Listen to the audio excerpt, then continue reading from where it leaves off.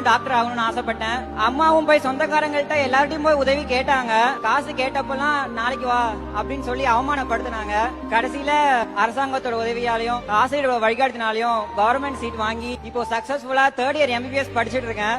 எங்க அம்மாவை கூட்டுற அம்மா அப்படின்னு சொன்னவங்க எல்லாம் இன்னைக்கு டாக்டரோட அம்மா இருக்காங்க. டாக்டரோட அம்மா அப்படின்னு சொல்லும் போதே ரொம்ப பெருமையா இருக்கு. தம்பி, டாக்டர் ஆகிறதுக்கு என்னுடைய வாழ்த்துக்கள். அதே நேரத்தில் ஒரு சின்ன திருத்தம், உங்க அம்மா பணியாற்றின பணியை பத்தி சொன்னீங்க.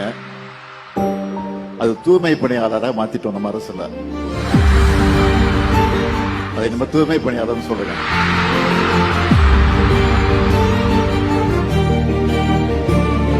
ஒரு சின்ன வார்த்தையில மரியாதை மாறும், மரியாதை கூடும். இதுதான் நம்மளுடைய தமிழ்நாடு டிராவிடியன் மாடல்.